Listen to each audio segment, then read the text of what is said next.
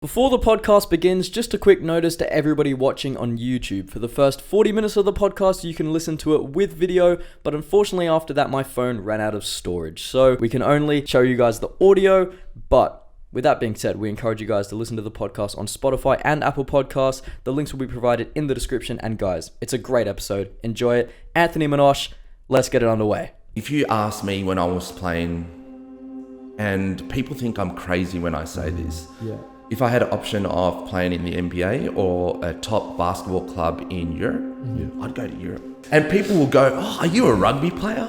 Are you a boxer?" Like, no one says, whenever I say, no, I play basketball, and they just go, no, you don't. No. It's really bad because I actually have to talk to people about this and sports psychologists about this, because there's this thing in me when I cross that line, it's almost, I just feel like I want to kill someone.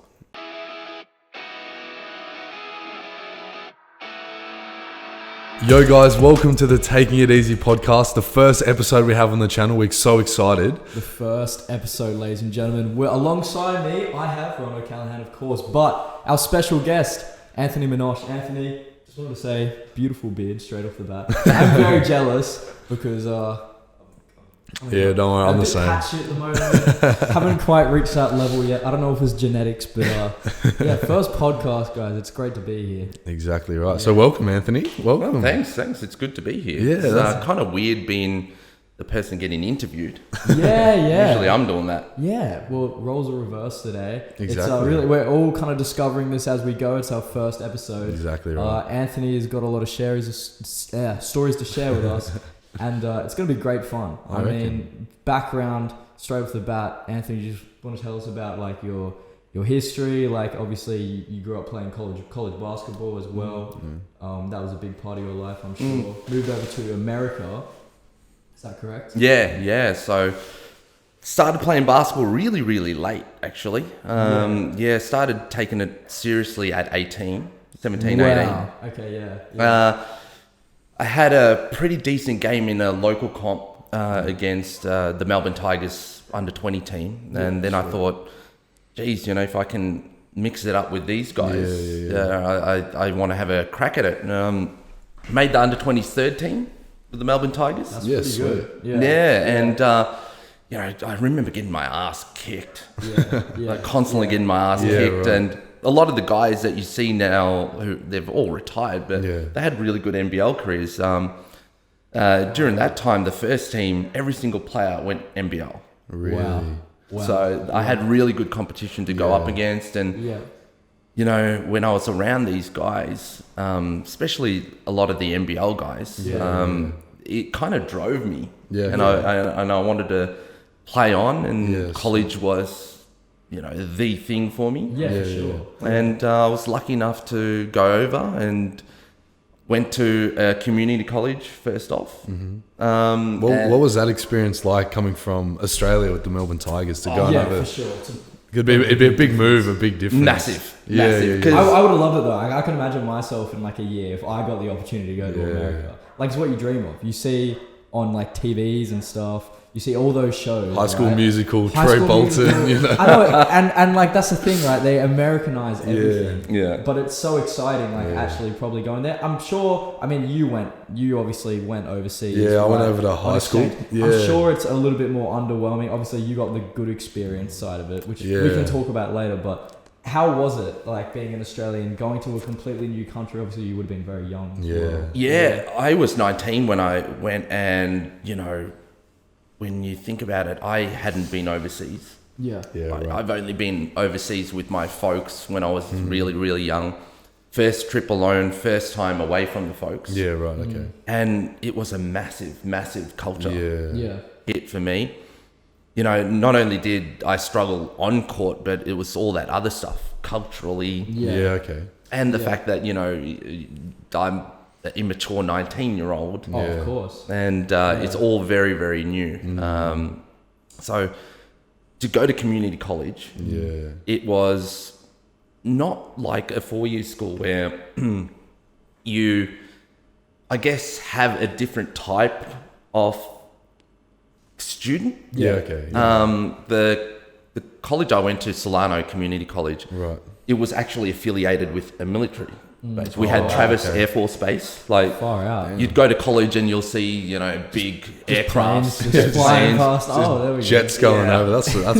and you're like, you know, if we get invaded, we're good. At least we've got a Air Force base, but that brought in a different type of person as well. You got like military people that they were in uniform that were coming to class, Military background, families and stuff. Yeah, for sure. And where exactly were you like staying within the college? Just like I didn't stay on campus. We didn't have any campus accommodation there. A lot of the community college were people around the Bay Area that went there. Okay. okay. Right. I was lucky enough to have a family friend live close to there. Beautiful. Oh, So I stayed with them. Yeah. But it was very, very different. Yeah, because I know with community colleges they're different to normal colleges, as in it's kind of like a JUCO, and the people who go there would be much different to the people say go to college. Like they come from a rougher background or low socioeconomic status, from like the hood, I think you could call it. So like from going from community college and then an actual college, was there like a difference in how the people were? Oh, absolutely. It was like night and day. Really?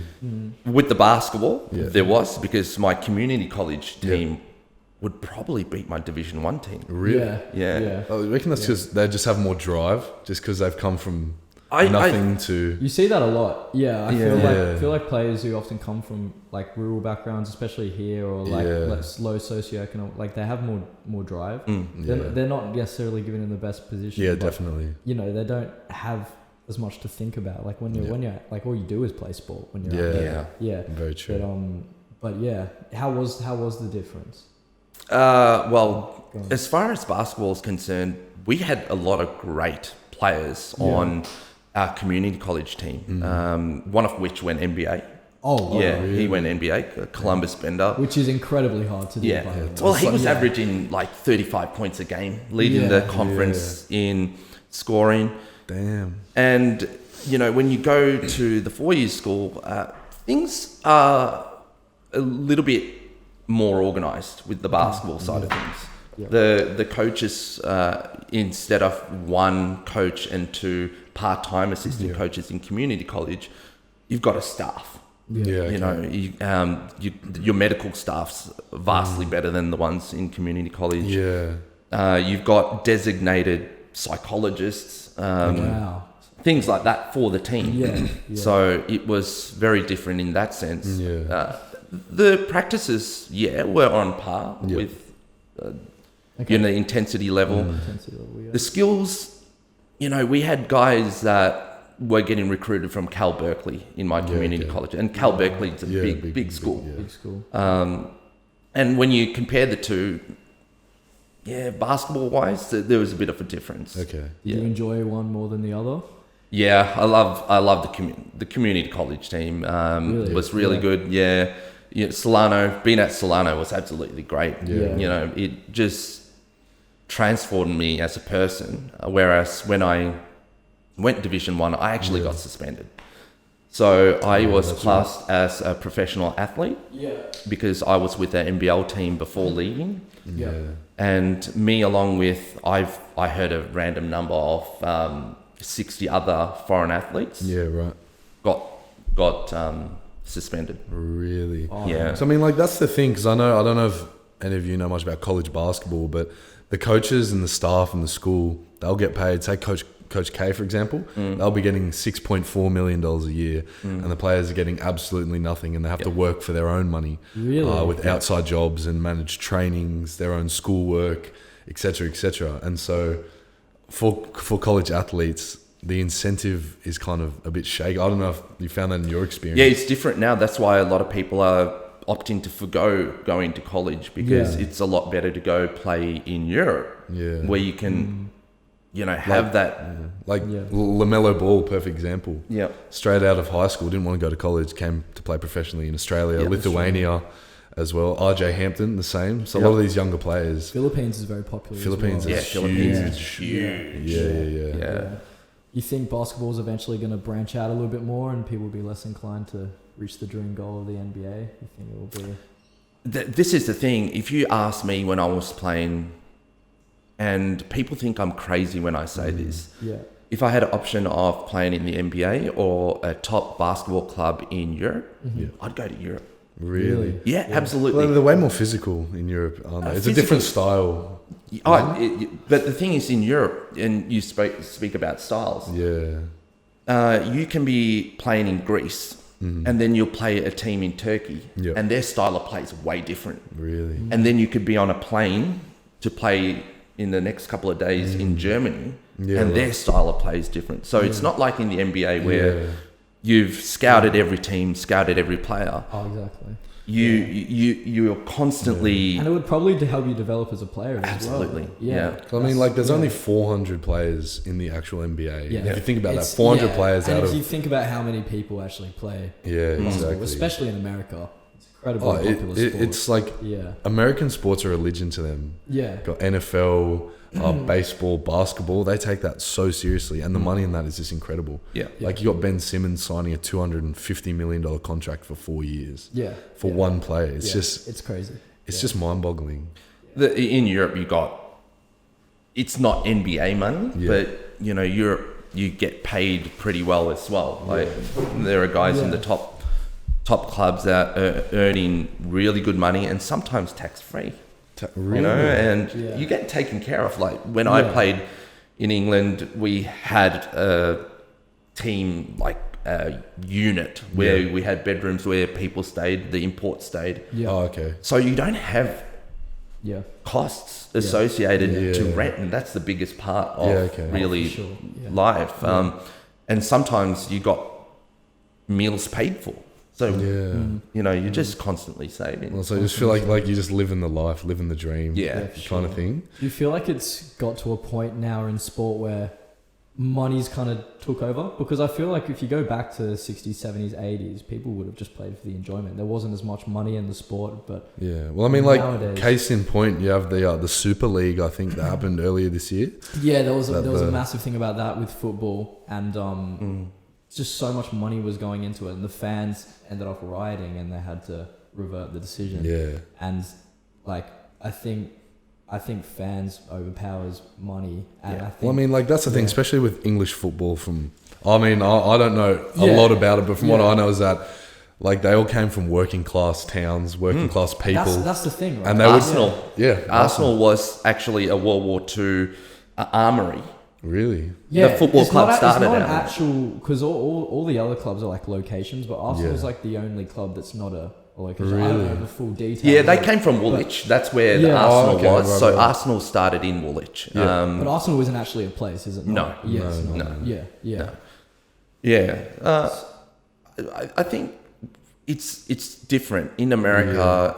The dollar drives everything. Yeah, that's true. Yeah, whereas in Europe, well, players sometimes, and you see this in football, they won't go to other clubs. Yeah, okay. Especially rivalry clubs. Yeah. Like you wouldn't, Manchester player won't necessarily go to Man United. Like a Man City player won't go to Man United. Yeah. But that's a case with a lot of basketball teams because you will get killed. Like in Turkey, if you are a Galatasaray fan, you would not go to the Fenerbahce area. And if you're a player, you wouldn't go there. Nowhere near. Yeah. And that's crazy. Because it's religion for them. Some of these fans. That's the beauty of it. It is. Yeah. That's why I love European sports, basketball sports, because you got people that will follow LeBron James from the Cavaliers to the LA Lakers. Yeah, all the way. They'll follow a player. Yeah. Whereas in Europe, it's a team. It's your team. Yeah. If LeBron James was playing for Manchester United and goes to Man City, he's dead. He's dead. He's a dead man. Yeah. I mean, like, that's the thing. Like, it's kind of crazy to think. Like, in water polo, I know that when Croatia and Serbia play each other, that goes all the way back to that's a little bit different. Yeah, but I mean, that's the thing. Like, that goes all the way back to like the Balkan War and the Cold War and how they were affected as people back then. So when they go to play each other, They have to separate them. So Serbians on that side of the pool, Croatians on this side of the pool. That's a real motivating factor though for the player. Like imagine the drive that they have going into that game. Yeah. Like the adrenaline. For sure. Oh, 100%. Yeah. But you just look at how much money especially in sports like tennis and boxing, NBA, as you say, the Premier League's expanding. Yeah. It just gets to the point where when the players stop enjoying the game, because I know a lot of players now who don't quite make it, especially in football, will go to China because there's money there. Yeah. Well, that's the thing. I think that, I know that these players have to get paid money because their professional career only lasts 15 years max. Yeah. If you really think about it. Yeah. You got the odd, like Kobe Bryant will play 20 years, Dirk Nowitzki, football players that will play a long time. But they need to get paid this money because their career is so short. Also, the fact that people are making money off them. Yeah. So I don't feel bad. People ask me, how do you feel about this person getting $100 million and they haven't played a game? Look, LeBron James got a $100 million contract before he played a game of basketball. Yeah. Good on him. Yeah, exactly. Good on these players getting paid this much because someone on the backs of these guys are making billions of dollars. Oh, easily. Yeah, sure. And they're talented athletes. You can't dispute that. Oh, exactly right. Yeah, 100%. No, that's really interesting. And if we segue back to when you were playing college basketball, I just want to ask, what was the tallest player you came up against? Because you yourself, I look at you and I think, oh well, Anthony, yeah. It's because you're short, mate. Looks in good shape, but I wouldn't expect him to be like a basketball player coming up against, probably 7 foot. Just say he's short, bro. Say he's short. So many times, if I was to stand up right now, Anthony would be taller than me. I'm not gonna take that route. So no, it's funny. It's I'd go out, especially in Europe, right? You'll have the team on one side partying up, and I like to lead the team every now and then because I'm an introvert. And people will go, "Oh, are you a rugby player? Are you a boxer?" Like no one says. Whenever I say no, I play basketball, and they just go, "No, you don't." No. It's like real. But yeah, I'm only 5'10", but the dimensions of my body is really weird. Yeah. I've got a 6'3" wingspan. Jesus Christ. So, when that's crazy. And then... Because wingspan's usually quite similar to your actual height, it's meant to be. Yeah. So, and then, when I was younger, my vertical leap was rather higher. I can still, at my age, jump comfortably 1.2 meters, 1.5 meters box jump. Yeah. So, there are certain aspects of, I guess, I've been gifted genetically. That allows me to play. And I was super quick back in the day as well. But, with the tallest guys that I've played with, it was more so in Europe rather than America. Really? And we've played starting lineups that the point guard was 6'5", 6'6", and I'm guarding a 6'5", 6'6" point guard. At 5'10". Yeah. That's mad. That's got to be intimidating. Not at all. Really? I never found, you see me now, but on a basketball court, I'm a vastly different person. Okay. It's really bad because I actually have to talk to people about this and sports psychologists about this because there's this thing in me when I cross that line, it's almost, I just feel like I want to kill someone. Yeah. Wow. So is that only when you're on the court? Yeah. So it's anything competitive actually. Okay. Yeah, but on the court because basketball is such a huge part of my DNA. There is a switch that goes off and it still goes off. Yeah. That's why I can't play for fun. It's kind of like that Mike Tyson mentality because I remember reading articles and listening to what he says, and he actually, while he was boxing, he studied the art of war. And anyone he went in the boxing ring to, that was his rival, his enemy. He was going to kill that person at any cost. Yeah. So his mentality was, this is a war, survival of the fittest. But I feel like only some people can actually do that and switch it on. Tap into it. I mean, I don't know, but I feel like when you're in the ring, you're actually beating somebody up. Surely some part of you's got to be like, the fuck am I doing right now? Like I'm beating somebody up. Oh, that's the thing. Like if you they don't think that. Yeah, no, they don't. But that's the thing, because they're good boxers, because they can switch that on. But an average person, you put them in a ring and you start beating somebody up, and they were getting hurt. You're like, I've got to fucking stop because something's gonna happen. So if it's what my college coach, I don't know what it was, but I was this shy kid in my first year, and he brought out hell. Yeah. Like I couldn't get up and talk to people. I'm still highly introverted, but he brought a lot out of me. But he said something, and it came as a phrase, and with me coaching now as well, I say this to our guys. Yeah, all the time. I play this game for me. If I don't win, I don't eat. Far out. So, every time we used to get on the court, it's just like, I'm hungry. Yeah. And I hate losing. Yeah. And I always constantly, when I'm on court, I'm thinking that, this guy wants to kill me. Yeah. I need to kill. That's why I'm super physical. That's probably why I've had so many surgeries.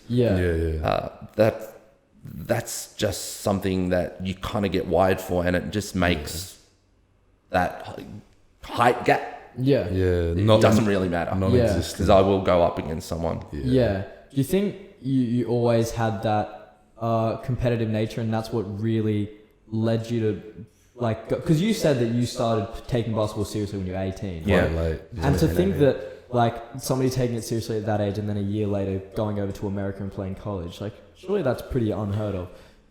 So I've done a lot of work on myself, and I've spoken to a lot of sports psychologists. I still speak to a psychologist because there is something in me that is really, really bad when you're dealing with people. I have a huge expectation of myself and others. So I'm constantly disappointed. That's the negative part. And I try and hold people to a standard that is unreasonable. Right? But that drove me in basketball. Right. Okay. Like that made you develop as the player that you became. I was when I first started with the Tigers, I was 65 kilos. Getting pushed around. Jesus. All I could do was shoot. That's it. But the first training session, I got my ass kicked so bad, I stopped drinking. And you're still clean. Drinking, and I still don't drink. Well, I gave up junk food. I don't eat junk food. So that one training. I used to love donuts. Love donuts. Pat, love donuts, right? Gave that up. I gave up everything that... Was that the last time you touched... alcohol? Absolutely. Wow. Yeah, I go out with this guy on the waters in the club. Yeah, like the food side of things have changed because I know now I'm older and I need to enjoy life a bit, and I'm not competing anymore. But that kind of, it was after one training session and it flicked the switch for me, and I'm like, I will never get beaten this badly ever again on the basketball court.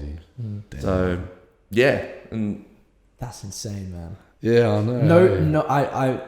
I'm still yet to talk to an athlete who has been that committed. Like, especially a lot of kids at our age, to be able to do that at such a young age. I mean, kids are so easily influenced nowadays, right? I mean, that's the thing, like with social media all over the place, everyone's kind of addicted. No one kind of has that old school mentality. There's always that kind of FOMO, right? Yeah. So this is like the age of experimentation. But like, I mean, we know a lot of athletes, especially who we went to school with, who had the talent, but they kind of blew it away. Yeah. And it's sad to see.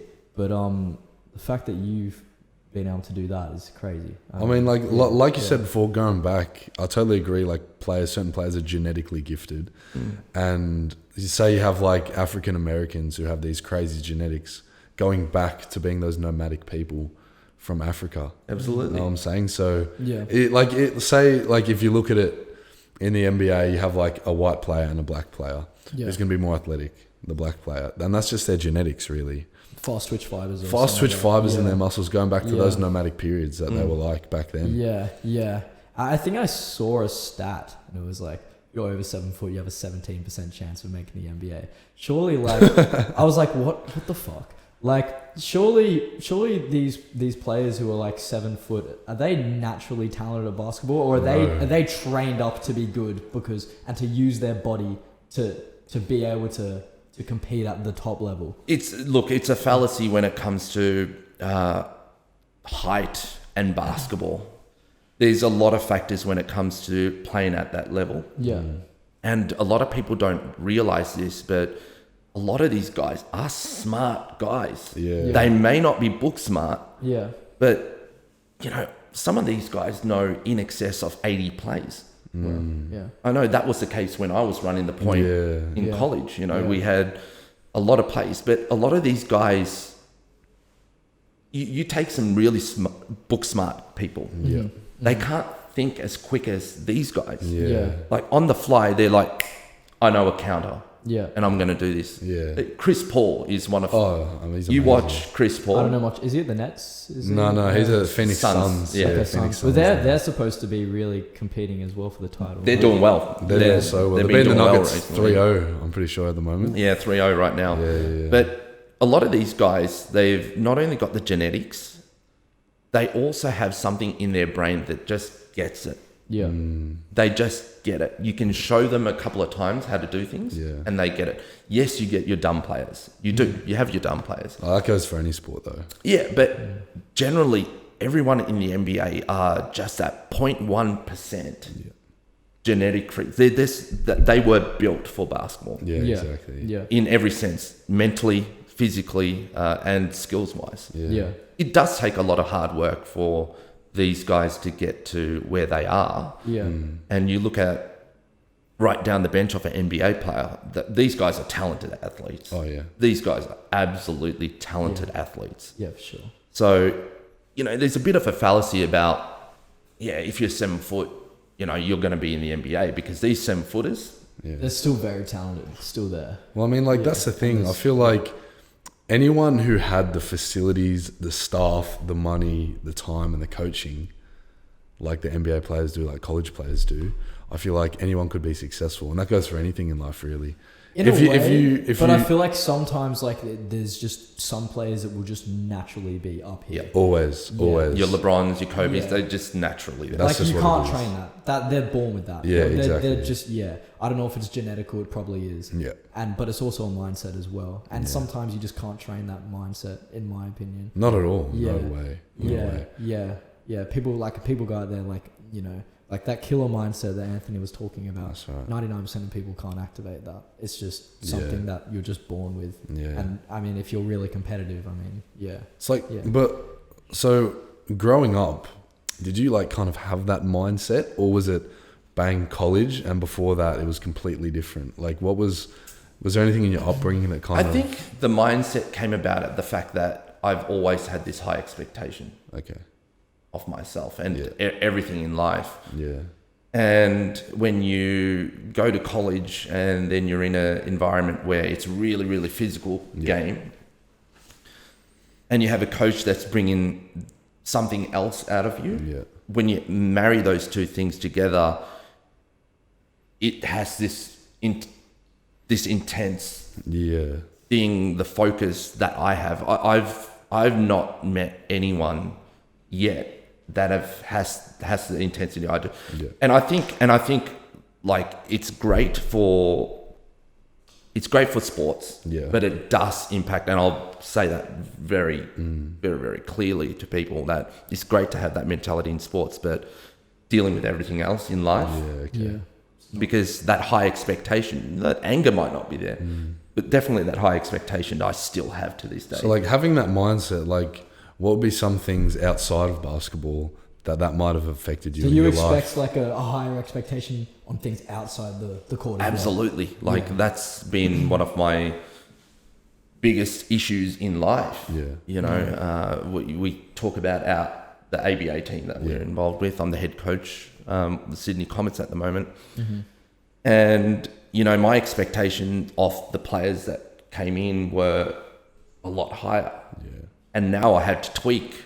I'm starting to get a better idea of it, but the first couple of months were hard because I had this really high expectation, you got to pare it back to where it is, you know, realistically. So it does impact your normal life with women, with relationships. You know, because it's unfair to have. Like, well, what has that been like with you, like with women and having this mentality? Like, is it much different for you? Because because I've known you for a long time, that your priorities are in very certain spots, whether that be with your business, your cats that you have. You know what I'm saying? So it's like, what's that been like for you? Like, it's with relationships, it's been tough, both romantic and working with people.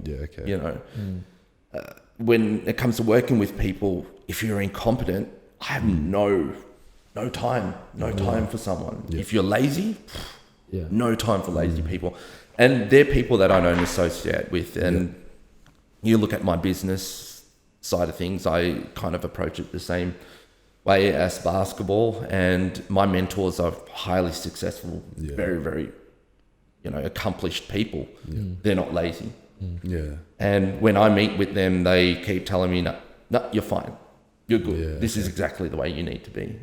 But then interacting with everyday people, clients, it's a problem because you have this high level of expectation. It just can't be real. And even like with that, like the people you associate yourself with are the people that you're going to become as well. So if you associate, like with myself, I love especially to associate. This age. This age, like I'm trying to associate myself with people who are older than me, give me advice, who have been through what a 19-year-old boy has been through, and who are successful. And I've felt that when I've surrounded myself with those people, when I'm not around them, I can really see a difference in other 100%. People that I've been with 100%. Or hung around with in the past. For sure. It's crazy. I feel like we have so many different personas, and it all depends on who we're around at that time. And it's hard to really kind of identify what's my genuine persona. Because growing up in high school, like I know, like for me, with different groups of people, I would be a different person. And so going through high school and primary school, it was so different for me to try and find who I actually was as a person. While I was just kind of, I'm the funny guy here, and then over here I'm the quiet guy, and then over here I'm like a bit cocky, I'm the sports guy. And so it was kind of like going around, like changing my personality for everyone. And so I don't know if you've had the same experience with... It's a biological condition where you try and be a part of the herd. Right? The sheep mentality. I wouldn't say it's a sheep thing. That's kind of you're following, right? You're following blindly. But it's the thing where it goes back to our tribal days where, you know, we needed social acceptance. And there was a book that I read that spoke about an alpha male in the ape world, right? It was an interesting read. And then basically this was the alpha, and it got challenged by a younger one. The younger one got beaten. But eventually the alpha was forced out of the tribe and died soon after. So I think we're just wired to have this social thing where we for sure. be a part of the group, don't rock the boat, because we could quite easily get isolated like pushed that. Out. I kind of haven't thought about it that way. Going back, but I'm different. See, that's this is where it's maybe this is something that I need, because I don't care. I know that because I'm true to myself. I have my values. I went through a self-development phase where I wrote down keywords of how I wanted to live my life. And if I stay true to that, I'm staying true to myself. Sure. So it's a dangerous thing when you're kind of morphing into different people, because I feel, you know, you just need to be happy with yourself and live your identity. But it's interesting for Rowan and I to hear it from you, because we're both gaining perspectives on life still. We still haven't found out what our true values are. I mean, like that's even in this past year, like being the last few months, just graduating school, being outside of school, being in the workforce, I've like definitely found myself in who I want to be. Which is like one of the main things I think everyone should try and do so much younger. 100%. Like Rowan and I both haven't gone to uni yet, and everyone goes to uni when you finish school, right? It's just like the big thing. But I feel like I've got more out of it because I've worked 3 jobs. I've got so much different perspective on life, And, you know, I haven't rushed into any decisions, and I know what I'm going to really, really want to do down the line. Yeah, like even right rather here. than doing something that I'm a bit half-assed about. Like even right here, like starting this podcast, just trying to get different people on, get different perspectives of their life, how they see life, what they've done with their life. Just kind of listen and take that on board. And I'm going to drop a truth bomb on you guys. Oh, fuck, here we go. Probably going to rock your world. Okay. You know, even when you're in your 40s, you sometimes don't know. You're not going to figure it out, because you know why? You view life through your perspective. And we were driving up here and I said that to you, and I've said this to you a few times, right? It changes with age. All the time. I'll give you an example, right? I've traveled through Europe through my early 20s, mid 20s, early 30s, late 30s, and early 40s. Same place, different experiences. Really? Because your view and your frame of life changes. And it comes through experience. And, you know, if you're trying to find yourself and figure yourself out by 25, by 27 it's different. Really? So that's the thing, like I know a lot of my friends and people say that, oh, like they're afraid of death, they're afraid of dying, they're afraid of that. But I was... Not Johnny. What he said in the car.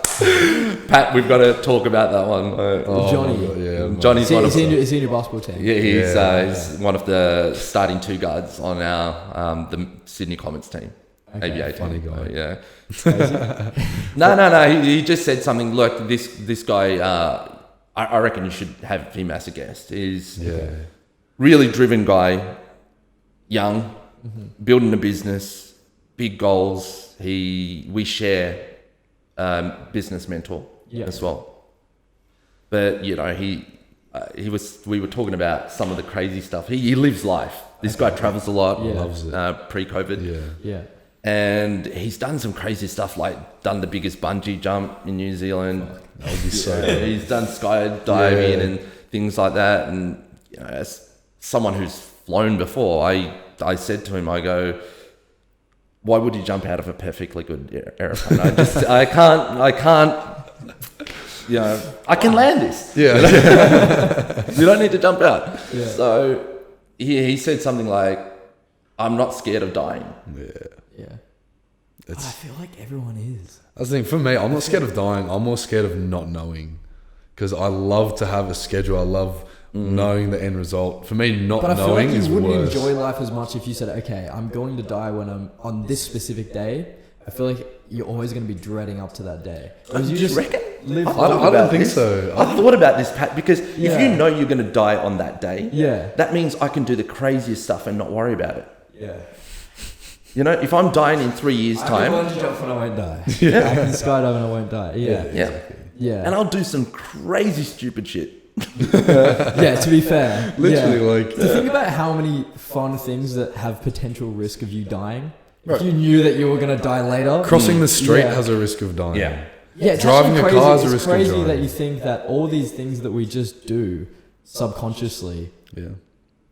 I mean, anything could lead to death. Yeah, right? Exactly right. Like, I mean, it's a pretty like dark thought, right? Mm-hmm. But you know, I could trip over right now and hit my head, and I could die. As morbid as that is, you could, you know, like. Yeah, but no, I mean, I don't know how some people build up the courage to do things like bungee jumping and stuff like that. Oh, I want to do that so bad. Yeah, and that's, I mean, respect, because I think it just goes down to some people who want to do those things. That's the thing, like it kind of goes against everything a human's meant to do in life. Jumping out of a fucking plane. If we hit 1 million subscribers, we'll do a bungee jump with Anthony. A bungee jump with Anthony. You can take me out of that one. This guy, he's going nowhere near. Or we'll push him out of an aeroplane or something. The only time I've ever done stuff with heights, open heights, is because I've accidentally managed to find myself into a situation like that. Yeah. Oh, I'm shit scared. I'm shit scared of heights. Like, I mean, Rowan and I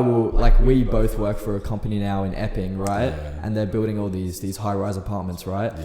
We're working our way up each level, right? And we're on level 14. We're on level 14 now, and we have to go out. Little interlude there, guys. Essentially, my phone ran out of fucking storage, so We still have the audio that won't be changed. Humble beginnings. Humble beginnings. Humble beginnings, exactly. But as I was talking about last cut, Rowan and I are working on a high rise in Epping. Yeah. We're on level 14 now, and I'm obviously really, really fucking scared of heights, as well as Anthony. And I mean, when I go up there, I have to literally get Rowan to do the balcony, to shoot the defects and stuff for me, because I just get clammy hands and everything. Like, I don't know how to cope with heights. I don't know if they'll ever change, to be honest. I doubt it. I just think it's one of those things. Actually, no, I think I had an experience when I was younger. I used to be afraid of heights, and then I went over to France on a family holiday, and we climbed the Eiffel Tower.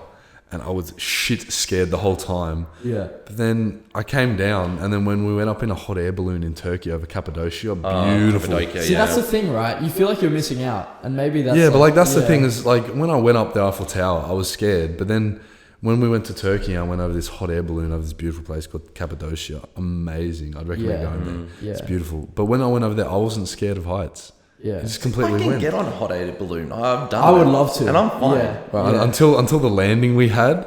So it was a really windy day, and we were bumping into balloons in the sky. What? It was like, surely I don't think that's normal. No, so we had to get up at like just a bit of air traffic. So we had to get up at like 4 a.m. in the morning, because that's when all the balloons go out, so you can see the sunrise in the morning. Yeah. And so we got up super early, and it was freezing. Anyway, so we get up in this hot air balloon, and we're cruising around, and we just keep bumping into these balloons, and there was like a big, like, everyone's kind of wobbling around in the air, right? Bit of turbulence. But like, no one's strapped in. Like, there's no like harness that you're attached to. Yeah, Cappadocia has a lot of accidents. Yeah. With ballooning there. Yeah. It's not anything like what we have here with the safety regulations. Yeah, it's like, so we were coming down to land, and the wind was really pushing us. We were like flying through the air, right? And then he's like, brace for impact. And we were like, oh fuck, I'm going to die. This is the day I'm going to die. In Turkey, I'm going to die. Yeah. And so we were coming down, and the balloon starts going sideways onto its side. Geez. And so we're all huddling down in this little ball inside the hot air balloon, and we smack down onto this pumpkin patch of this farmer. And this farmer sees us destroy his whole pumpkin patch. Starts driving out of his little ute in this pumpkin patch. Anyway, so we bounce along, and we end up landing like horizontally. Oh wow! In this pumpkin patch. But the thing that I don't understand is that how does an experience like this make you not scared of heights? It would be. Yeah, I don't know, because like the only thing I really again. remember is after climbing out of this horizontal balloon, they gave us like this alcohol-free champagne as a little kid. I fucking loved it. And they were trying to like deal with this angry farmer that we completely destroyed his living and life from this pumpkin patch. But I don't know. I think it's, for me, like those experiences like stopped. I feel like some things like that you kind of grow out of. Yeah. Heights have kind of just, it's stuck a little bit. Yeah. Like inside the building, I'm fine. Yeah. If I go out though, like outside on a balcony or something, shit. Yeah, that's true. That's very true. I mean, when I was in England and I went to the Shard, like it's quite fucking high up. What's that? It's do you want to explain what it? I mean, I don't even know. Is it a business building? They built it just before the Olympics. Over there. Yeah. It's just a big building. Yeah. I don't know too much about it. We went up to lunch there, and like I was fine when I was when I was up there, I was a bit on edge. But when you're used to it, when you're like in a building for a while and it's high up, you kind of get used to it. From outside though, I'm like, I can fall off at any point. Exactly. Yeah, but I want to segue the conversation to kind of what we were talking about before when it cut out when we were talking about conspiracies and stuff, and how we only use like maybe it wasn't an iPhone failing. Maybe it was something when you said something greater. Maybe it was a greater power controlling my iPhone. Trying to stop us from talking about this topic. Yeah, I know. In fact, can I just check it really quickly? We've loopholed the system. Yeah. But yeah. Yeah, so like we were saying before that we only use 5% of our brain or something crazy like that. It's a very small number. And that if we like tapped into the other, even 1%, it would be completely different. It would make a great difference. Because I know that you did some research on that. Yeah, well, you know, they discuss a lot of things about capacity of our brain. Yeah. A lot of that is also to do with automated processes, like I mentioned, like breathing and stuff like just having your body run. Yeah. But you're right, you know, 1%. I think that's all that separates us from monkeys and apes. That's what I read. If my facts could be a bit wrong, but that's I'm what sure, they right? mentioned. I mean, we see all these evidence of aliens come out, right, and footage. I mean, I saw Joe Rogan posted on his Instagram recently. He obtained this footage from the Navy, and obviously it's shit quality because it always is, right? But still, like it's like this UFO, and it just dips into the water and completely defies gravity. Yeah. It's like, fuck, is that what 1% will do? Or are these like, you know, like surely if aliens really are a thing, they're just like, I don't want to fucking deal with these guys. They pick up dog shit, you know, stuff like that. Yeah. Like they're really not like. Because I remember you actually got me onto it actually. We were driving back from a basketball game from Newcastle, and we were talking about Bob Lazar. Bob Lazar, yeah. Bob Lazar, yeah. Who is he again? So He worked at so Area 51. They've got multiple sites. Site 4 was where. Oh, was he the guy who worked there and then left and then whistleblower? Yeah. He was saying everything about what goes on there. Exactly. So I know you got me onto that. I don't know too much about him. Yeah, I don't know if you can incite me or. Yeah. So Bob Lazar apparently, well, it's not apparent, but he's a very very smart guy. Yeah. He put a jet engine in his Honda Accord. Yeah, that's how smart. Like, and on his bike, he's really into this. What a genius! Yeah, he's absolute genius. And you know, I've seen multiple interviews of him, and you're like, this guy is smart. Yeah. And as someone that you'd probably snap up for a government program. Yeah.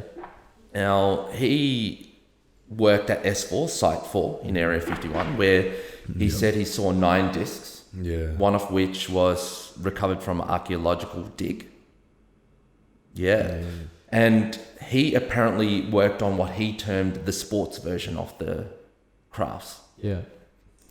And his job was to only work on the propulsion. Now, he mentioned multiple things like element 115. Element 115, when he mentioned it in the 80s, no one knew about. We've only recently put it on the periodic table. Yeah. And a lot of things that he said has come true. And like all the science that he did makes sense. Yeah. But as humans, we don't have the materials to be able to create our own gravity field and move through it fluently. Yeah. Without element 115 that he came up with.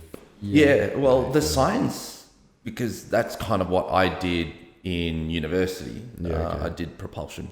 Right. And a lot of the science that he was mentioning, and I go, oh yeah, that's right. Because if you have an element that changes the mass of something, it'll create its own gravity. Yeah. Because now, anything with mass has gravity. You've got gravity. It's just so small that we don't feel it. Yeah. But if you can make something extremely dense and weigh a lot. So if I go from 80 kilos to 6 tons, there's a gravity field that changes. And the way he explains it makes sense, but we have no science.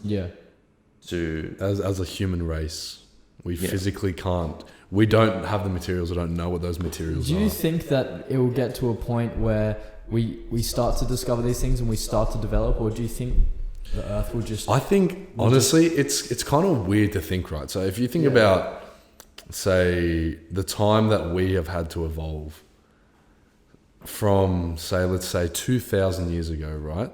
We have evolved so fast. Think about dinosaurs. How long? In the last 100 years, we've come a long way. Like how long were dinosaurs alive for, and not evolve? A few million years, and not evolve at all. Yeah. Like I kind of think that we've been accelerated by an external power, or external force, or external civilization. It's if you think of from the industrial age to now. I think the Industrial Revolution was a really big turning point. Huge. In how the world developed. What was that? 1800 or something? 18th century, 18th century or something. Yeah. All this machinery and stuff, in a way which can be very harmful to the world as well, which we're discovering right now with climate change and all these things going on, right? But it's interesting because it gets to a point where can we no longer develop? Is it just out of our own human capabilities to to reach a point where we can create our own gravitational field and stuff like that? Or do you think we're capable of it? It's just centuries, decades away? I think there's probably more than centuries and decades away. Yeah. Because if we are talking about an alien race, I don't believe that they are overly advanced. When you you might want to just Google this to check, because there's different types. So I think if you start classing society as how technologically capable they are, they call them type 1 or type 2, type 3. There's all these different types. Yeah. And I read this in like a science paper where they mentioned that if you are one of the top races that uses energy, you'd be using energy from the sun. So they talk about using, right now we use energy from fossil fuels. The next one is from the sun. The next one's from black holes. Maybe I'll get back to you guys in regards to the reference to that. But if they are used in physical crafts, they are not, say, a type 3 civilization. Okay. You know, there's different types. Yeah, I've heard about what type are we on? Well, I think we're the lowest rank because we're burning fossil fuels. Yeah. We're not. So there's all these rules that determine what type of civilization you are, and I think the next one up is if we're starting to use cosmic energy. Yeah. Like the sun. There's also dark matter that we don't know a lot about. Can that be formed energy? Can we?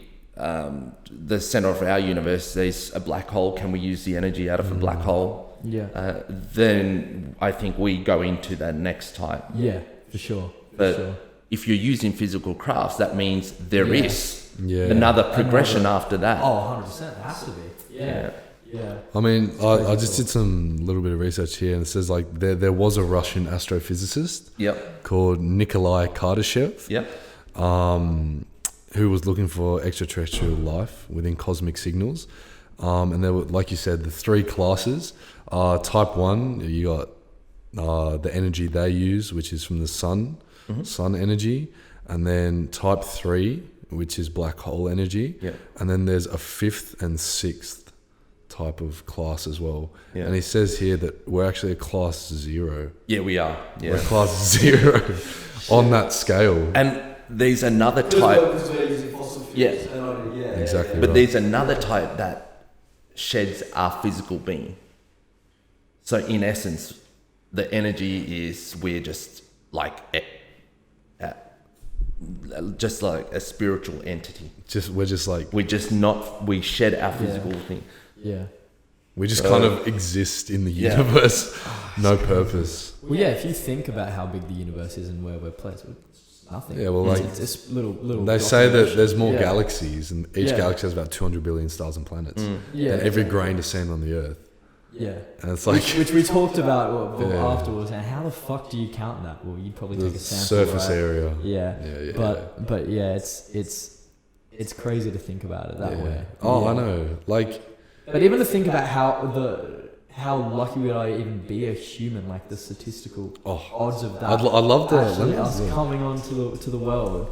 Yeah. You know. So that's why as I said, I've got a few hypotheses about these things, and one of the there's no right or wrong. No, there is. I mean, you can never really prove it. But exactly. If you say we're a science experiment and something intervened.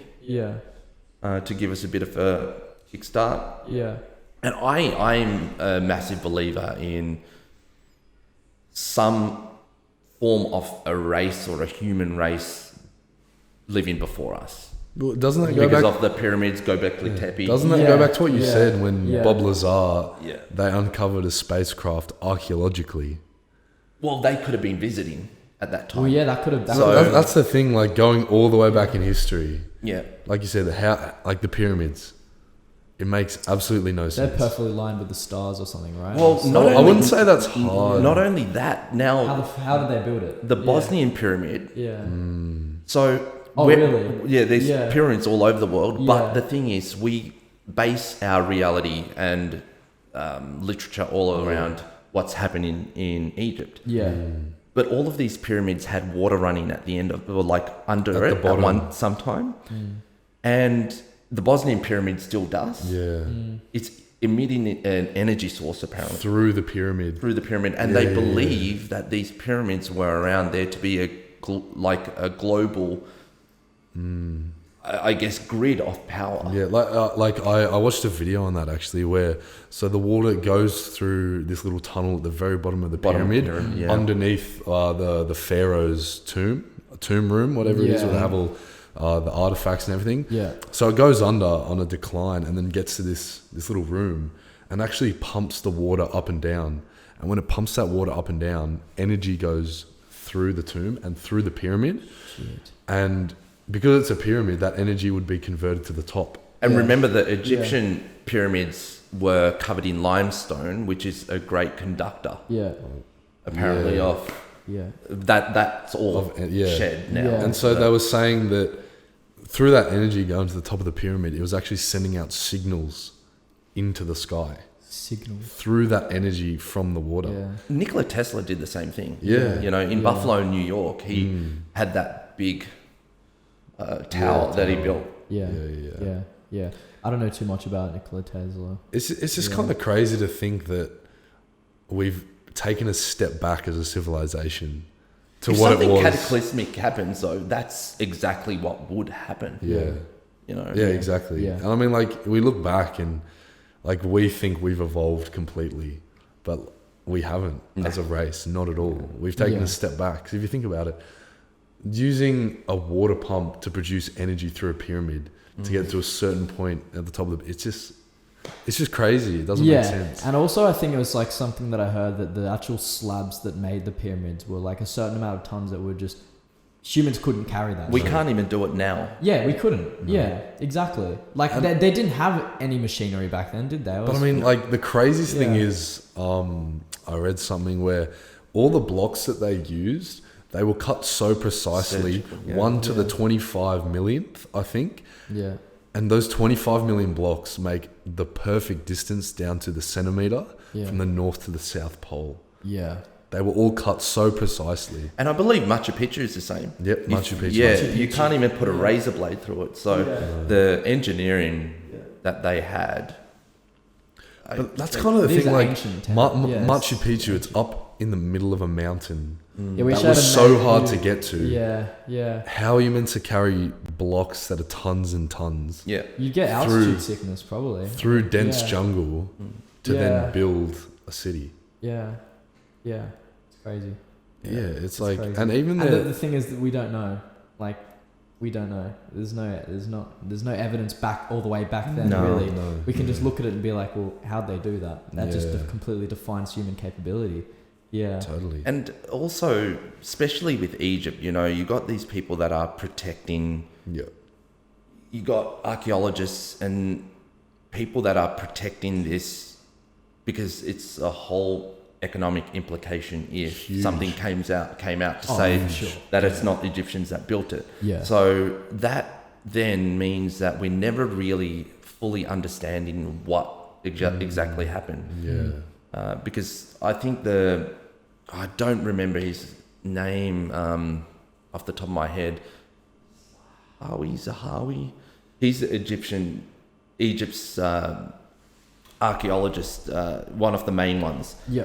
Apparently he's doing massive cover-ups. Really? Oh, Yeah. wow. Yeah. Shit. He's the guy that you always see on TV talking about Egypt and stuff. Okay. Have you got a name? Zahawi? Zahi Zahi. Hawass? Yeah. Zahi Hawass? Yeah. Yeah, that's him. Yeah. Yeah. Jeez, So there's a lot of, and Graham Hancock stuff is good stuff. He actually goes into some of what he's doing. Yeah. That displays a little bit of information corruption there. Okay. Yeah, because like if you think about it, that is such a massive part of the Egyptian economy for their tourism is the amount of people it's the main that come every single year. I mean, it's practically the main reason why people go there. You know what's brilliant though? Like you have these proud Egyptians that'll get a tattoo of, you know, the pyramids, and I'll just say, hey, you know, you guys didn't build the pyramid. And they just get so upset, you know. Well, like that's the thing. Who the Like, fuck knows? even with Stonehenge, like those stones were from absolutely nowhere near where they've been put. Mm. No, I'm Well, saying? the few, I think there's a Woodhenge as well. That's ideal replica. You can search it out. Yeah, there's Woodhenge as well. Yeah. And We can get that up. that was similar to Stonehenge, Right. built around the same period. Mm-hmm. Obviously, the wood didn't last as long as the stone. Yeah. But, you know, we call this an ancient structure. You got Göbekli Tepe that's a lot older than that. Yeah, that's very true. Göbekli Tepe, I think, is like 12,000 years old. Yeah. It predates the pyramids, apparently. Jesus. So it says Woodhenge is a Neolithic timber monument Yeah. built about 2,500 BC, around the same time as Stonehenge, and it's only 2 miles away from Stonehenge, actually. They recently did a radar analysis from the top, and they saw that not only do you have Stonehenge and Woodhenge, you had parts and stone as well built around it. So we don't know what it is, but to move that kind of stone, and I've been there, and I've looked at it, and I've gone, how is this possible? Is this in England, right? in England, Scotland, Is it? Stonehenge. Is it really? Yeah, I I'm thought pretty it was- sure. I thought it was down it's in England. It's South, not in Scotland. on the southwest Yeah, it coast is. or something? It is, Yeah. Yeah, 100%, because I did a day trip to get out there. Okay. Yeah. Stonehenge is not in Scotland because it's located in the southwest of England. Yes. 30 miles from Bath. Sorry, guys, Yeah. that's my fault. Hey, fact Bath check's is a proven. great place to visit too. I've heard of those Bath, Cornwall, like all those places. Oh, it's down beautiful. There. It's beautiful. Yeah. Really? Yeah. I've only been to London. Well, I mean, I've gone outside of London. See, I want to go there for the partying life now. The partying life. I'm 18 now. I want to go travel and party. You're 19 now. Get out of London for the party life, though. Yeah. I'm sure you've had some experiences. Yeah. I mean, I spent a lot. More of so time when you were in America or Europe. What was? Europe by far. You think for the me. party life in Europe Absolutely. I thought it was. I had some funny moments. Yeah. In America. Yeah. You know, I listened to trance and techno, and you know, I was in predominantly black schools. Yeah. So, I don't know if we want to go off topic, but we can reel it in if you want. Yeah. I remember when I was playing for Solano, and I told the boys, look, I don't listen to rap, I don't listen to R&B, this is what I listen to. And they're like, that's what gay people listen to. And at that time, San Francisco was the gay capital of the world. I think it still is. Is it up? Probably is. Yeah. I think so, Yeah, and it was very, very proud. Yeah. And they took me out to a bar in Napa Valley. Yeah.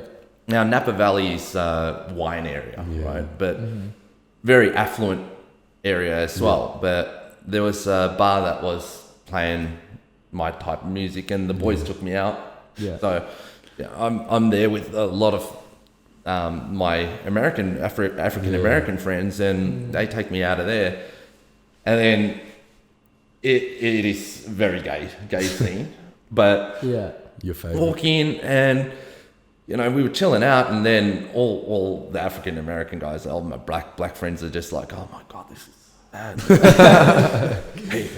hey, dude, is that a she? Wait, so sorry, who organised to go to this? The boys. The boys. Yeah, because I was new. I didn't know. I was gonna say, so they organised to go, and they're like, "Fuck this." They were just like, because they wanted to take me somewhere. Yeah, right? of course. And Were you then- the only kid outside of America? No, we had someone from Mexico as well, Abril. Yeah. And I was the only one from Australia, but I was like the life of the party there because Australian accent, playing basketball. They love the Aussies over I there. had cornrows, you know, I had my hair braided. I want to and- get a picture. Yeah, so they were just like, wow, you're kind of like American, but you sound Australian. This is kind of weird. What's going on? You know, you're brown. You know. Yeah. So you know, the guys took me out, and within like it was very very early. It's almost as soon as I walked in. Yeah. Started talking to this girl, and then eventually got to the stage where she was saying, and I said something, and she goes, "What? You're not gay?" She was into my accent, right? She goes like, "What? You're not gay?" She grabbed my hand, right? Took me to her friends, introduced me to her friends and stuff, and had it was a massive night. But it's like not gonna go into the details, but no, it's just funny situations. Like America was just funny like that. And when I was playing basketball, I was serious, man. I didn't. Yeah. You know, we had frat parties at certain colleges when we went down. I know when I went to Indiana, I went to a frat party. It was Independence Day, and we did that. But I never went out because I was too busy studying and playing ball, and that's all I wanted to do. And Europe. Different story though. Really? Like, towards the end of my career, you know, the coach was super okay. I went over for summer league in between practice sessions. Sometimes I would ask permission to take time off, and I'll go to Ibiza. How old were you when you were playing in? So you obviously played in America, right? When you were in college. When did you stop playing in Europe? Because you were playing in England, right? I retired 32, so 11 years ago. Yeah. You know, so and when I was 30 was when I was playing BBL, 31.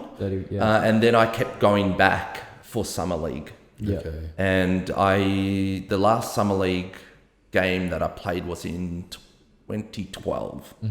Yeah, 2012. Okay. Yeah. Yeah, that's mad. So like with the party life, Ibiza, because for like us young kids, that's like the spot to go. It's a real talking point. Yeah, for sure. Yeah, look, it's I've heard drinks were very expensive. Ridiculous. I was telling him, it's like we were paying for Red Bull €20. It's the main source of tourism. Yeah. They need to make it expensive. €20 for Red Bull. It's dead in winter. Really? But the thing is, people think Ibiza is this full party island.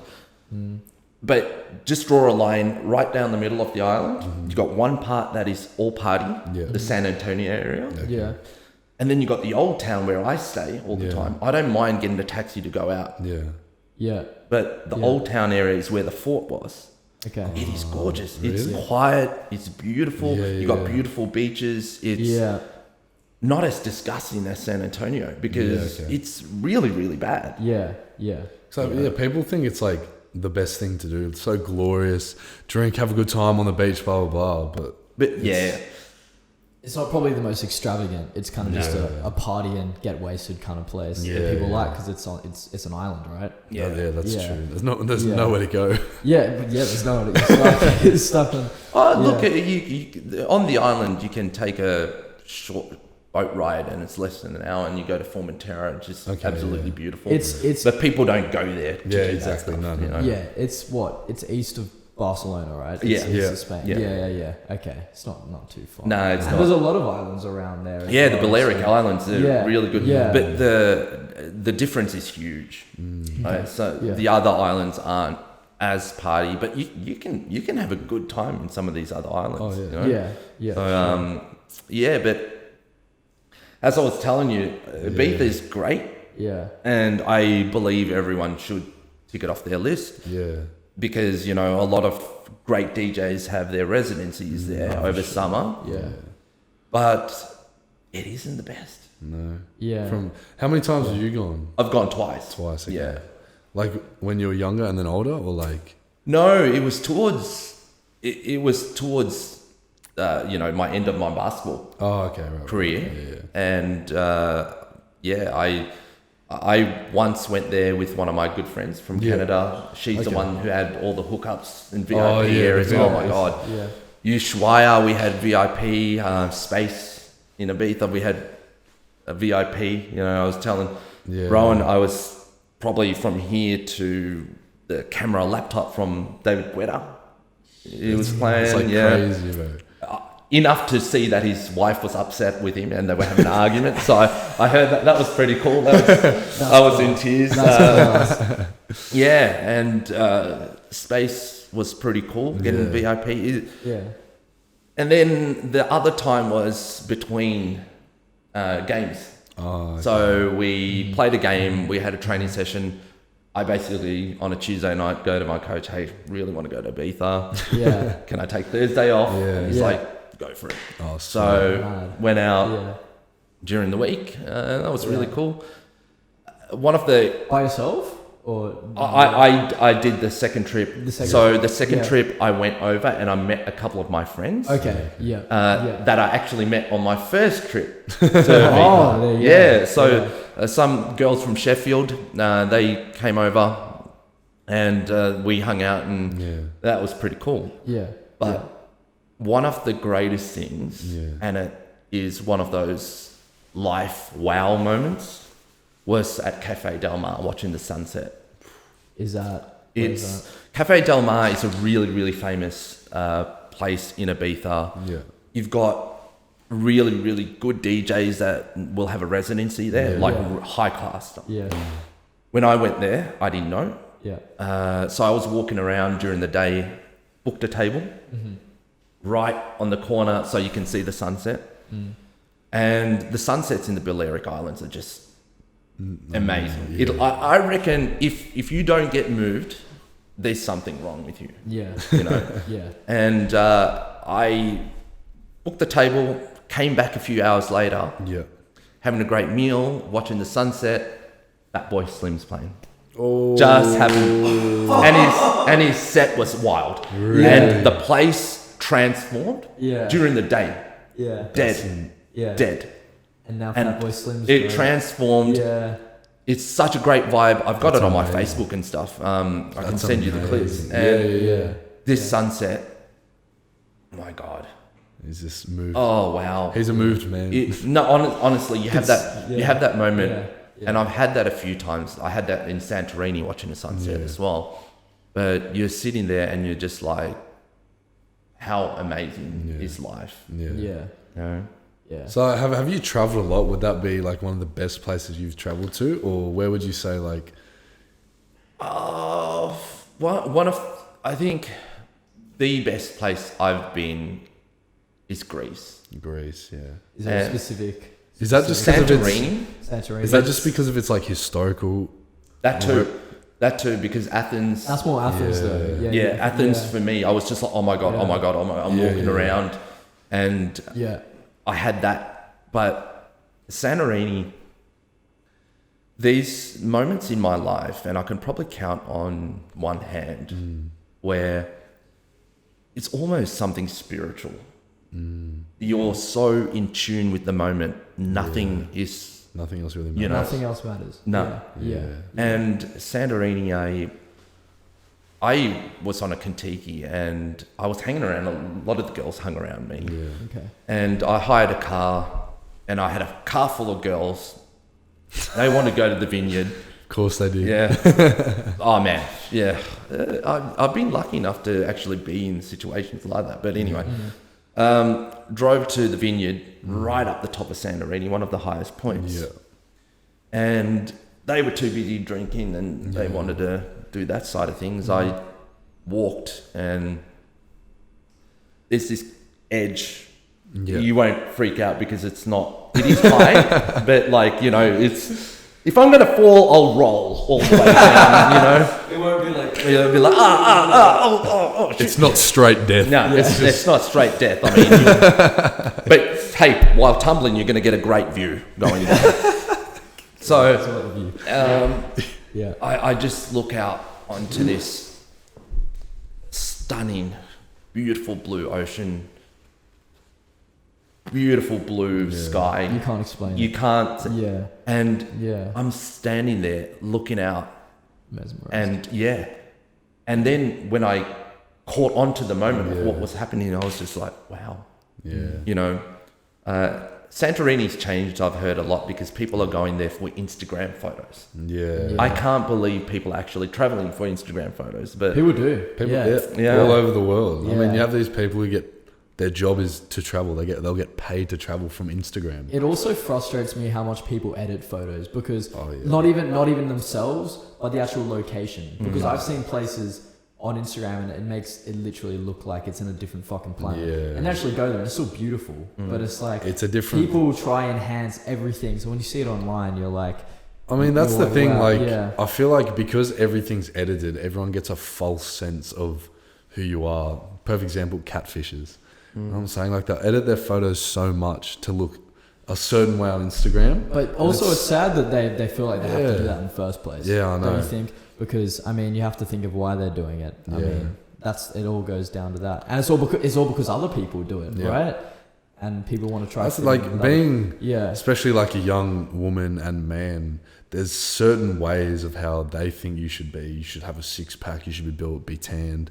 As a woman, you should have these dimensions, blah, blah, blah. So especially with this social media influence that it's had in the last 10 years, it's been immense on mental health. Yeah, aesthetic stuff aside though, you know, living life through a lens of the camera is never going to get you these moments. And it takes away from the moment. Yeah. I've noticed that. Because I was obviously filming quite a lot, right? Yeah. I recently went to go to Seacliff Bridge, which is beautiful, down near Wollongong and stuff like that. I call it Tinder Bridge. All women on Tinder. I obviously don't use Tinder. Tinder profile pics, man. All there from that bridge. Yeah, but I've seen so many people take photos of that bridge. Yeah, but stuff like that, and also when I went out to Katoomba and there was a beautiful rainbow across the Three Sisters. Yeah. And it's moments like that where you're like, I'm not gonna fucking take out the camera. No. I'm just gonna look at this for 10 seconds and really soak it in, because moments like that are life changing. It's crazy. Yeah. As something so it's kind of awesome how nature can have that much an effect on people. I don't think people get out enough. No. I mean, I go out for walks all the time. Yeah. And that's actually one thing I'm really grateful that COVID brought me. I never went out for a fucking walk. Ever. Yeah. I was like, what else am I going to do? I was bored inside all day. Yeah. I didn't have anything to occupy me. I know. I mean, like, it's so different because kids, like in generations before us, your generation, our parents' generation, what would they do after school? They'd go out and play in the park. They'd go to the pool together. They'd go out they'd go out and explore, you know? And now all people explore nowadays is Instagram, Facebook, YouTube. You know, it's so different in the last 30 years. Yeah. I mean, I feel like we all want to take these photos and videos to look back on, right? Which is, I mean, it's fair enough. But, I mean, I would much rather take in a moment and not have a photo than take a photo and look back at it and be like, it was a great experience, but I wasn't actually there in the moment. What's like your perspective on kind of how things have changed? Because, I mean, you grew up in that era. So what would you say, like, your perspective on that? I don't think things have changed much because, you know, when you look at my era when we didn't have a camera on a phone, people were still, okay, this is probably going to show my view on social media. That's why I'm not active on it. Yeah. I feel social media perpetuates people's insecurities and they use social media to fill insecurities. Oh, yeah. So, for example, a lot of women are scantily clad on Instagram. They're doing it for likes. They're doing it to feel like they're appreciated, you know, wanted. Yeah. And I think a lot of people look for social validation through social media. Yeah. Now that same thing was happening back in my day in a different medium. Oh, okay. You know? Yeah. So I don't think we've changed. Oh. I think the medium has changed. Yeah, the medium has definitely changed. So what do I think of it in total? Yeah. I think people are missing out on a lot of things. Yeah. You know, a few years ago there was fireworks out for Vivid in Darling Harbour where I live, and I just walked down just to get some fresh air and stuff. As I always do. I people watch and in my head create stories. You know, you know what I do. I know you. But I saw everyone just take out their phones and they're filming. Yeah. And they wanted to do it so bad that they cut in front of a small girl that was viewing the fireworks. Now, the ghetto dude in me. Just about to fuck these guys up. No, I did. Like I didn't do anything, but you know, that ghetto part of me came out, and I moved him. I physically moved the guy out the way. Yeah, wow. And I go, move the girl forward. Yeah, wow. To look. Yeah, and the guy's like looking at me like, seeing me, and I'm like, yeah, what are you gonna do? Yeah. So you know, when we're so engrossed in viewing a life through that we don't see the importance of a little girl who probably value this a lot more than us. Something wrong. 100%. There's something wrong. Yeah. You know, and 100%. These moments that I talk to you about when I've been traveling, it just so happens when I had a moment in a meditation retreat as well. So you can't have those from a lens of a camera. No, not at all. So for sure. Yeah, for sure. And I'm slowly starting to realize that as well. And obviously, when you're trying to get likes and trying to get exposed and stuff, you want to capture every moment. That's right. But does it really, really help you grow as a person? I mean, that's the thing. Like, a lot of I'm super content with my small friendship group that I have. But a lot of people are chasing having 2,000, 3,000 followers on Instagram and not having a content close friendship group, and and I think that's where it really comes down to, because like we said before, the people you surround yourself with are the people that. What does it actually mean? What do you mean? What does it actually mean? Followers and likes, and what's the actual value of it? I think it's false validation. Exactly. Of someone filling a void in their life. Yeah. But smash the like on this video. Promotion, promo. Go like and subscribe. Follow us on Spotify. Damn straight, that was a cheeky little promo thing. For sure, but you would say, okay, our top 5 countries that you've visited. Yeah. Ooh. And why? No particular order. Definitely Greece. Greece, yeah. I would say Germany. What was so good about Germany? You know, I've talked to a lot of people and they actually didn't like Germany. Really? Yeah. So I get that. Yeah. Because I think it takes a specific person to like Germany. Yeah, and a specific time. So Germany, there's got these small little villages that are quaint, that are awesome. Yeah. And people don't understand the German culture. Yeah. And I think that's the problem. If you want a warm welcome from a German, you're not getting it. Yeah. They're just not rude. You're not getting it. They sound aggressive in everything they say. It's and Germany and France, if you do not attempt to speak their language, they're not gonna you know. And I will try and bumble my way around things, and then they'll speak fluent English. It's amazing. They'll try. I do not want to speak this. They come out and speak like fluent English. It's quite amazing. But because I think I remember you saying you went to Auschwitz. The concentration camp. But that's in Poland. Auschwitz in Poland. And then I also went to Dachau. That's in Hungary. But there's a lot of scars from the war still in Germany, and I really like World War II. So there's a lot of places that had history. But people don't come to Germany at the right time. So it's like a seasonal change. Come during the Love Parade. The love. Oh okay. It's nuts. Like Berlin transforms. Really? Yeah. It's. Then I've got a funny story to tell you about that. So the Love Parade, 25 years ago, you'd have 1.5 to 1.8 million people partying in the streets for 2 weeks. That's a lot. Jeez. This is the biggest thing. So when I was younger, in my late teens, that's where I wanted to go. Oh, for sure. My favorite DJ at the time was Paul van Dyk. He played out there, and you can go to various places in Berlin, and it's all free, outdoors, amazing vibe. Everyone's just there in peace. It's beautiful. Now the Love Parade's become a gay pride march now. And I was in Berlin doing a bike tour, taking in the sights. Great way of taking in the sights in Berlin. Doing a bike tour. And hanging out, and then we come to a corner that is Pride March is going around the corner, right? Yeah, okay. And about to head Through. through. So it's come out of the Brandenburg gates. I'm in Tiergarten. And stopped, and I'm like, I want to have a look at this. So there's barriers, the parade. I'm about 4 rows back. Right, okay. And I'm watching this, and I'm like, oh, yeah, gay pride march, cool. The floats. One guy in one of the floats locks eyes on me. Oh, no. So he's just like, giving me the look like that, and I've gone, way, sir. hi. With the dog. And he just stopped the float.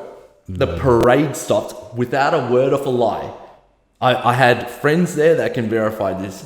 Stops the parade, and he's spoken in German like, Ich komme nicht außen. To the transvestite at the front of the float.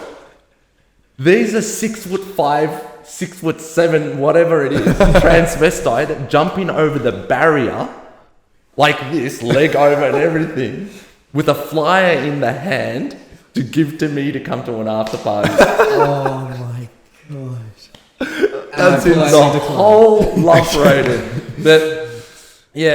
But during that time, Berlin's just transformed. It's quite amazing. You can have a really good night out. Yeah. If restaurants and cafes are your thing, there's plenty of that around. Yeah. It's just you need to know where to go. But I can see the dryness of the Germans can probably not be very welcoming. Yeah, for sure. But Berlin was your favorite city. And Berlin's good. Munich, you can have a really good time. Yeah, okay. Yeah. Especially during, when they have Oktoberfest. Oh, yeah. Oh, that's it. And one of the best places to go is where Hitler actually had his first speeches before he came to power. Oh, yeah. So I sat in the corner where he actually gave his speeches. Really? Yeah. What was it again? It was in the hall or something. Munich Beer Hall. Yeah, the beer hall, yeah. Can't you also visit Hitler's house on the top of the hill in the countryside? There's total blacklist of Nazi sites. So anything that you can visit in the city, armed guards are everywhere. Yeah. Really? Because neo-Nazis go there as a shrine for him. And if you do anything that's Nazi related, boom, they snap you up. Yeah. For sure. If you do a Nazi salute as even a joke, you're snapped up. Really? Yeah. They're pretty serious. And they're, these guys have been embarrassed about their history for a very long time. It's quite sad. Yeah. Because there are a lot of Austrian exchange students that came over to our school. Even they talked about it, and they just said how embarrassing it is for them. And they don't particularly like talking about it because it doesn't display who they are, right? It's just something that happens close to a century ago. You know what I mean? Yeah. But great place, Germany. So you'd have that on the list. Yeah. Spain. Española. As in the islands, or as in all Spain? All of Spain, really. Yeah. Like, you've got to watch out because there's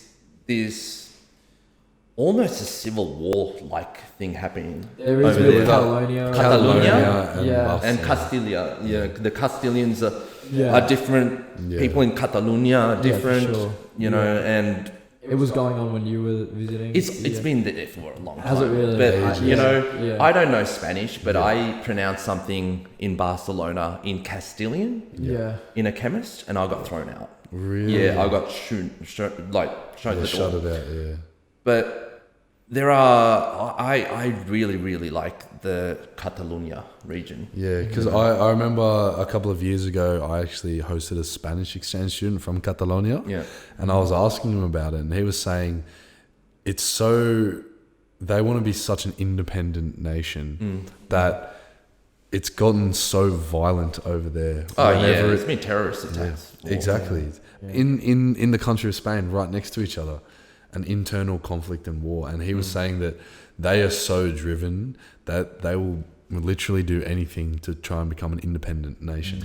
I believe, and you may be able to Google this, in a couple of Barcelona games, I remember seeing a long while ago, Catalonia is not a part of Spain. Really? Yeah. Yeah, no, I think I remember that as well, because Barcelona is in Catalonia, right? Yeah. Yeah. Okay. Yeah. So I think I remember that actually happening. We got it up. Yeah, I'm just having a look. The Catalan of independence was a resolution that passed by Parliament of Catalonia in 2017, which declared the independence of Catalonia from Spain. Wow. And the founding of an independent nation. So, I wonder what happens there. I don't think Spain's going to be. Oh, Spain will be spewing. They will not be happy. Nah, they won't allow it. I mean, Barcelona's a big economy for them as well, but. Oh, huge. Yeah, Spain's just gorgeous. I like Barcelona. Yeah. I don't love it, but you look at Valencia, awesome. Alicante, beautiful. Benicassim. I don't know if you've been there. It's right on the coast of Spain, and those coast beaches and the vibe is just amazing. Yeah. You really just feel like you're from Fast and Furious. You know, like with a Corona, just sitting on the beach in Spain. It's so cool. Yeah, it's so cool. It's very different too, and you'd have cities that are polar opposites. Yeah, okay. One of the best places is Malaga. Yeah, it's gorgeous. Where's that place? Right down. Yeah. And you've got Africa coming this way. Yeah. So Morocco. Yeah. And it's right down. And the beaches, Really? you not see more beautiful people as well. Yeah, okay. They're just beautiful. Yeah. Mix there. Yeah. Yeah, but Spain, it's a weird one, man. Like, you got Madrid, I call the Paris of Spain, because it's so romantic. That's true. Barcelona's got a little bit of a, laid back feel vibe, but you go to something like Alicante, where I stayed under one of the two fortresses. Yeah, okay. It's quite beautiful. Yeah. And then in Spain, things transform, man. True. Like, it transforms like that. For example, in Alicante, I went to bed and I woke up at 3 a.m. and where I was, it was really quiet. I'm looking around and I'm like, I'm in the suburbs. Yeah. 3 a.m. came, I walked out, massive party. Like, we're talking bars that have opened, like, it's like, where did they come from? They open so because they have late. their afternoon siestas. It's the same, So same like, in Italy eat as well. dinner at 12. Yeah. It was so strange because when I went, everything was closed from 2 p.m. and it didn't open until about 11 p.m. Yeah, it's fucked. Like, even in Italy, because obviously my girlfriend Denise, she's from Italy. Yeah. She went over there. You can club there when you're 16. So she was there when she was like 16, 17. Yeah. And she can go clubbing, right? But they don't open the clubs till 1 a.m. Yeah, exactly. Yeah. It's And so they go strange. till early morning. Yeah. Oh, and it easily. spills out to the beach because Yeah. you finish up and then you go to the beach. And Yeah, exactly. Yeah, it's It's a insane. completely different lifestyle. It is. It's It's so a way different. so lifestyle. different. Yeah. Yeah. It reminds me of a story. Here we in go. Here we go Alicante. again. In Spain? Yeah. So I was by myself in Alicante, right? Yeah. And I walked out and there's parties going on. Yeah. Heard a couple of Americans talk. And I decided to kind of hang out with them. But man, one of my biggest regrets was actually there. Because when I walked out, this girl came up and spoke to me and she was smoking hot. And I didn't know a word of Spanish. Right now, you can use your phone and stuff, but Hola. this was 2009, right? Hola, baby. And I'm just like, I'm so sorry. Anyway, I hung out with these there's 3 American guys, 1 American girl. Okay. Right? And they've been traveling. That was like their first trip to Spain. Yeah. And then I tagged along with them and we went to a bar close by. And I don't know how it happened. I ended up talking to this Spanish dude at the bar. Brought us over to his group. Yeah. Big group. And he starts buying drinks. Like, just started buying drinks. Everyone drinks. And he was just buying everyone drinks, like bottles, everything. You must be balling. God Yeah, damn. like I didn't know what was the go because Yeah. he really took a liking to me, and then the Americans loved the fact that they were getting free drinks because they were backpackers. Yeah. I think in like Spain and those countries, they have such a sense of community. So everyone needs to look after each other. That's what I felt when I went there. Yeah. So even as foreigners and tourists, they still want to bring you in, welcome you. This was another food, level though, Ron. really. But yeah, I hear you. Yeah, I hear you. But He was this going ham on the drink. this was another level. Yeah. Because we were just kicking on, right? Yeah. Yeah. Then he comes up to me and goes, "Hey, I got a girl for you. Don't worry, she's coming." I got a girl for you. I'm like, Fuck yes. All right, bet. Let's go. "All right, whatever, man, whatever." I'm like, Whatever. Yeah. Fucking bring it. And then he's gone to the American guy. I got girls for you too. And they're like, "Yeah, woo!" How Americans are. Yeah. All America, fuck it. So, this dude, girls come, and they're smoking hot. They're smoking hot. Sounds And like I'm a playboy or something. How is this guy? And he was with majority of girls, like Yeah. and stuff. And I'm like, what's going on here? Yeah. You know, and thank God I don't drink because, that sensei in me has just gone off that something's not quite right. Yeah. And when I was like kind of rejecting his advances at drinking alcohol, I'm like, no, I don't drink and stuff like that. He was kind of getting a little bit agitated. And then, when the girls came, he eventually goes, because he was convincing me to go with this girl. And he goes, don't worry, I paid for you. And I'm like, are these professional workers here? Yeah. So all the Americans, they were loving it. And the girls sitting there going, all the time, sighing deeply and stuff. And I'm like, is there a guy for her? So he's like, all right, we're going to go now. Yeah. The bill was like 1,500 euros. That's a lot Which of money. Aussie dollars is like over 2,000. Yeah. So Easily. he's paid it. And he goes, "You're coming with us. Come with us. Come with us." And I'm like, something's not right. Yeah, no. Something's not right. What'd you say? But he still went along with them. I'm going to go. Nah, look. I'm going to go. And the American girl's like, I don't have a good feeling about this. I'm like, I'm getting that too. Yeah. And she hadn't been drinking that long because she wasn't drinking that much because she was too busy sighing. But the American guys were just like all over it. Let's go with the girls and stuff like that. And that was the last I saw of them. I walked her to her hostel. Yeah. I went home and I think I dodged a bullet with that one there. Oh, yeah. Yeah. Because, Spain is very dangerous with a lot of their It can be, gangs. man. Yeah. So we don't really understand because we live in Sydney, but I know in, a lot of European countries, there's a lot of gangs and a lot of, especially when tourists come over as well. Oh, yeah. They know they can take advantage of. Usually. Barcelona's bad for that. Yeah, Barcelona's terrible. Yeah. There was a guy we work with, and he was telling me when he was with his friends in Barcelona or somewhere in Spain. And anyway, he was trying to buy drugs or whatever. And he was 100 euros short. The guy's like, oh, good, I got you covered. They leave the place, they come back, everything's fucking gone. Everything. Suitcases upside down, the whole fucking place is upside down. It just proves, they take advantage of you. For sure. Yeah. Twofold. So, we got Spain on the list. Spain's on the I list. think Spain, How many countries have you actually gone to? Oh, man. It's the majority of Europe. So the only part of Europe, I haven't done too many of the Eastern blocks. Yeah. I was actually going to go to the Euros once, and we had to cancel that because they were telling dark people need to stay out. Yeah. This was in Russia. Yeah. Okay. So I've done, Poland, up to Poland. Yeah. Yeah. I haven't done the Scandinavian countries yet. Okay. But all of Europe I have. Have you done like the further south, like the Macedonia, the Slovakia? I haven't done Macedonia. I've done Croatia. Yeah. Okay. Yeah. Croatia looks beautiful. Croatia's... Same with Bosnia. I would. Yeah. Croatia's on the list, I would say, rounding up 5. Yeah. Okay. Yeah. Croatia. Yeah, I was telling Rowan about a club that I went to in Split.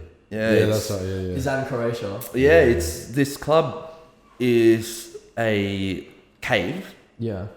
So you got a hill, a cave. The bar is in the cave, but that's so cool. the beachfront's right there. Yeah.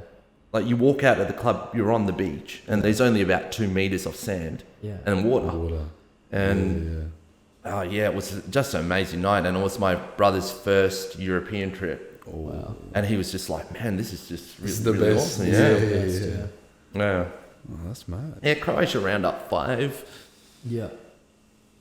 And then Italy has a special place in my heart because of Assassin's Creed. We were laughing about this, right?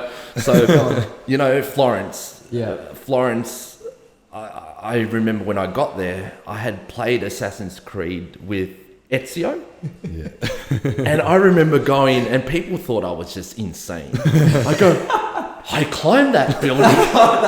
Yeah. I did an assassin's attack from here, I and broke his neck. Place where so just whipping out fucking moves. it was really, really amazing, and it speaks high volumes to the game.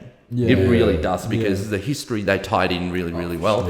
Yeah. And for me to be there in Florence was just it was magical, and a lot of the history stuff. It's one of the greatest minds. If I could travel back in time, would be to spend time with Niccolo Machiavelli. Niccolo Machiavelli. Yeah, Who's that guy? Oh, yeah. Niccolo Machiavelli. Yeah. So he is a character in history that people would term as really, really bad. Okay. Now he was so you had the prince at the time, I believe, in Florence, and my facts could be quite off, but not on Niccolo Machiavelli. He was like a person that used to give a lot of advice to the prince. Okay. So like his advisor. Like an advisor. Yeah, but this guy, man, has methods that like his book, The Prince, amazing read. But he has a lot of ways of doing things that would be classed as not moral, but he gets the job done. For example, Florence was in a war, and without any shots fired, he was able to win the war by words and manipulating people. All these tactics is about manipulating people. Okay, right. And he'd be just a great guy to pick to his mind. be around, because The Prince, the book, I read, and I actually implemented it a couple of times in corporate. Really? It's morally wrong. Yeah. You can pit 2 people against each other to get what you want. It's morally wrong. I know I'll probably cop a lot of flack on this video for it. But it works. But it works, yeah. But god damn, it works. Yeah. If you're going to read something, I highly recommend you grab that book. Prince. The Prince. Sure. It's a great read. Yeah. What era was Machiavelli? Yeah. Oh, I would say 1500s. Check that. Yeah. Maybe earlier. I'd say 1400s. Okay. Yeah. Because Italy wasn't Italy at that time. It was, you had the Florentine Empire, you had the Venetian Empire. Yeah. Let's have a look. He was around. Oh no, that's a bar in Sydney. Yeah, Nicola. What? The audio still fine. The video. again. His storage. I don't know if it's storage or whatever. It might just do audio. Yeah, that's fine. What's up with the? Oh, I don't know if it's storage or whatever. It filmed for like fucking 10 minutes and then stopped. Really? Yeah. Bro, fuck. Audio is fine. We'll keep audio. Yeah. That's all good. Yeah, we'll consider the audio then. We'll consider the audio. Yeah. All right. Yeah, Nicola Machiavelli. So it says 1513. Okay. So 16th century. Yeah. Yeah. Okay. Yeah, amazing mind. Like a smart dude. Yeah. He knew how to get exactly what he wanted to get. Okay. Yeah. Yeah. That's crazy. Yeah. That's mad.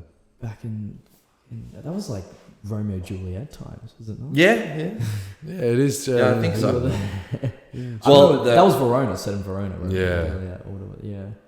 Yeah, well, Shakespeare wrote it long. It was set in that time, but Shakespeare wrote Shakespeare would have wrote it. a lot later. Yeah. 100%. So I reckon before we wrap up, if there's one piece of advice or one thing that you would tell someone of our age or anyone listening, what would that piece of advice be to everyone who's watching? If there's one piece thing of advice that you might have found in your life, or you might have discovered that you think people should know about. Yeah. I think you got to be true to yourself. Okay.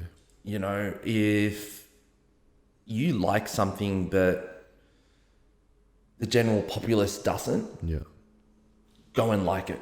Okay. Don't worry about. You're living your life. You view life through your frame. Yeah. And people get caught up doing things that is not their identity. Yeah. It's not who they are. Yeah. And I recommend everyone be genuine. If you like fat chicks, like fat chicks. Yeah. If if you like guys, like guys. Yeah. If you like to paint. Yeah. Don't worry about what people think and say, because it's your life. Yeah. I think that's a really good piece of advice, especially in today's society. For sure. Yeah. And what would you give any recommendations? Because obviously we live in an age where people are so easily influenced by how other people act, and I feel like the majority of humans aren't actually true to themselves. They haven't reached that point where they're truly satisfied with who they are. This is me and I'm happy that's me. How do you think people can get to that point where they're satisfied with themselves? Turn off the highlight reels. Like you look at Instagram, and we'll take basketball as example here. A lot of people don't understand that the highlight reels on Instagram is 30 seconds? Yeah. But you're showing the best 30 seconds. You don't show how hard someone's worked to get to that, to be doing that. You don't show that there's other minutes prior to that where footwork is better than a dunk. Yeah. So if you turn off these highlight reels and understand that, and it's a stoic way of looking at it. Life's suffering. You've got to you got to suffer through life, but the things you love to do, that you're happy to suffer through, are the things that you want to focus on. 100%. All right, what a way to end the podcast. Yes, thanks so much to Anthony for joining us. No worries. Obviously, my video pleasure. isn't up right now, but Anthony, I mean, it's been great. First person we have on the podcast. I don't know if this will be up first, but massive privilege. Yeah, absolutely. So thank you all for listening to this podcast. We hope you've enjoyed it. And we might see Anthony on, of course, for a second time, depending on how much you enjoyed it. Give us a like if you enjoyed, of course. It's been the Taking It Easy podcast. That's Thank you for being on, Anthony. No worries, appreciate you. Cheers. We'll catch you guys all very soon. See you guys soon. Ciao.